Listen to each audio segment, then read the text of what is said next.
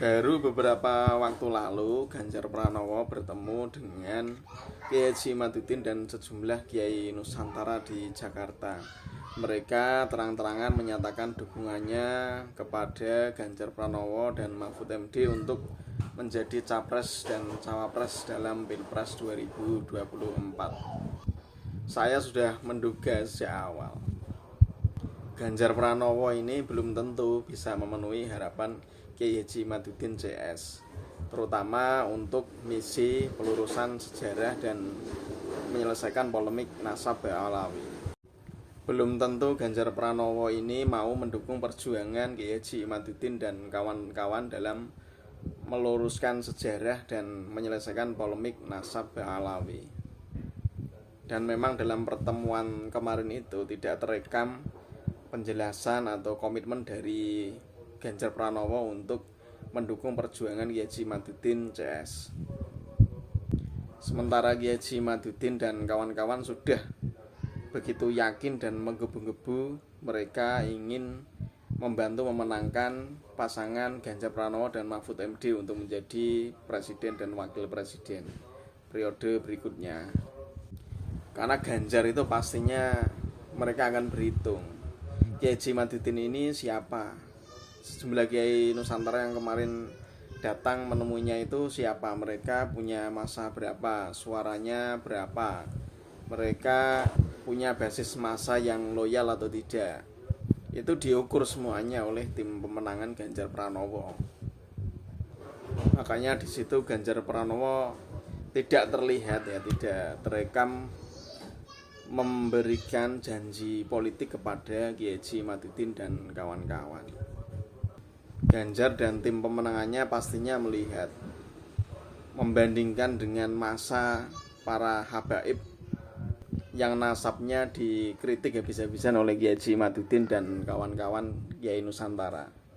Mereka itu realistis.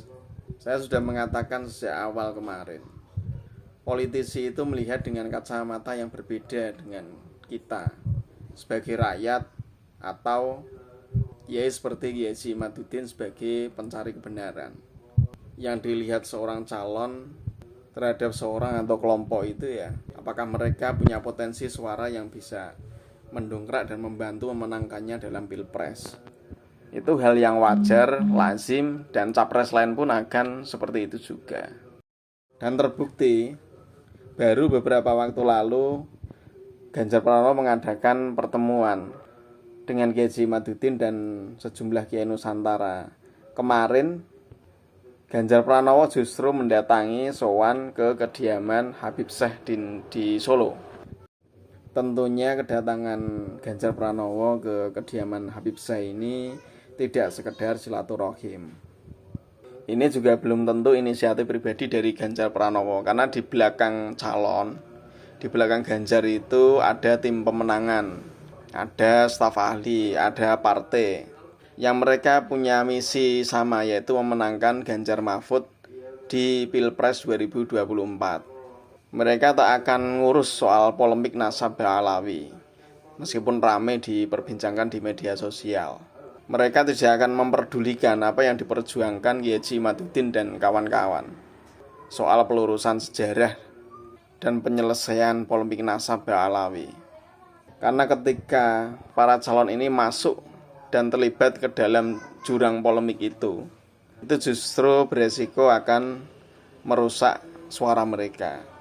Karena pasti di situ ada pro kontra. Mending kalau banyak yang pro, kalau banyak yang kontra itu akan menjadi bumerang bagi para capres itu sendiri. Nah, itu dari perspektif politisi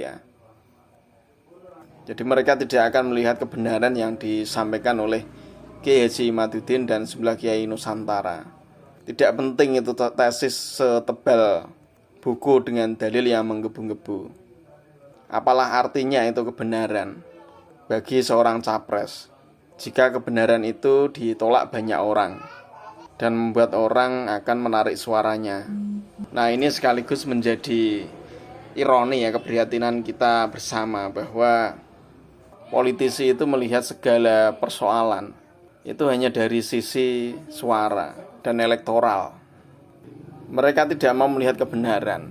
Jika kebenaran itu ditolak banyak orang dan tidak populer, kalaupun yang populer itu yang sesat, ya itu akan didekati. Karena di negara dengan sistem demokrasi, benar, salah, jahat, buruk itu tidak menjadi penting. Orang jahat, orang baik sama saja suaranya. Orang benar, orang salah sama saja suaranya. Mereka yang ber-KTP Indonesia, WNI, dan memenuhi syarat usia, punya satu suara, dan berpotensi bisa memenangkan calon pemimpin. Tim pemenangan Ganjar mungkin melihat Habib Syekh ini punya masa yang besar. Meskipun akhir-akhir ini beliau juga mulai banyak yang menghujat, karena statementnya yang menyebut Habib Rizik sebagai guru NU, ditambah polemik nasab Ba'alawi yang kian membuat masyarakat ragu terhadap ketersambungan nasab mereka ke Rasulullah. Tapi nyatanya setiap konser sholawat yang dihadiri Habib Syekh itu masih mendatangkan massa yang besar. Habib Syekh masih menjadi magnet bagi umat Islam untuk datang berbondong-bondong ke majelis sholawat yang dihadiri oleh Habib Syekh. Itu suara yang jelas terlihat. Itu massa dan suara yang jadi rebutan para calon pemimpin pastinya, dibanding suara dan massa dari Kiai Haji Imaduddin CS yang belum terkonsolidasi. Tapi mereka yang didatangi, disowani oleh Ganjar Pranowo ini juga jangan lantas berbangga atau GR ya. Karena silaturahim Ganjar Pranowo ke Habib Syekh ini murni kepentingan politis. Tidak ada sangkut pautnya dengan dukungan Ganjar terhadap ketersambungan nasab Ba'alawi kepada Rasulullah. Ini bukan soal membela Ba'alawi, ini murni kepentingan politik. Karena Habib Syekh punya massa cukup besar, di situ ada potensi suara yang bisa ditarik untuk mendukung Ganjar. Ya pastinya dia menjadi salah satu target yang akan didekati oleh tim pemenangan. Mungkin juga tidak hanya Ganjar, capres lain juga mungkin sudah mengagendakan. Jadi jangan di framing kemudian Ganjar mendukung ketersambungan nasab Ba'alawi dan menentang tesis Kiai Haji Imaduddin. Sama sekali tidak ada hubungannya dengan itu. Ini murni kepentingan politik, murni ikhtiar Ganjar dan tim pemenangan untuk mendapatkan massa dari Habib Syekh. Ya bukan hanya Habib, bukan hanya kiai ulama. Mereka yang bukan kiai, bukan ulama, bukan Habib, jika mereka punya massa yang besar, mereka misalnya pemimpin ormas tertentu yang ormas itu punya massa besar meskipun punya track record yang buruk di masyarakat, pasti akan didatangi dan jadi target oleh calon-calon untuk didekati. Makanya bagi calon pemimpin, dia akan cenderung memilih menghindari kontroversi. Mereka memilih merangkul semuanya, yang pro maupun kontra dengan tesis Kiai Haji Imaduddin. Mereka akan rangkul semuanya, karena sama-sama punya potensi suara. Makanya ketika beberapa waktu lalu Kiai Haji Imaduddin dan sejumlah kiai Nusantara sowan ke Ganjar Pranowo, ya pasti diterima. Karena bagaimanapun Kiai Haji Imad dan sejumlah kiai itu punya massa juga. Mereka punya pesantren, punya santri, dan punya pengaruh di masyarakat. Apalagi semenjak tesis Kiai Haji Imad ini mencuat, dia punya banyak pengikut baru yang meskipun belum terkonsolidasi di media sosial. Ya seperti halnya Ganjar Pranowo dan mungkin capres lainnya ya, yang semuanya itu dirangkul. Kiai Haji Imaduddin CS harusnya juga pandai berpolitik, harusnya juga punya strategi yang sama. Semua capres itu didekati, jangan hanya satu capres. Ya kalau Ganjar menang, mereka sudah terlanjur terang-terangan menyatakan dukungan ke Ganjar.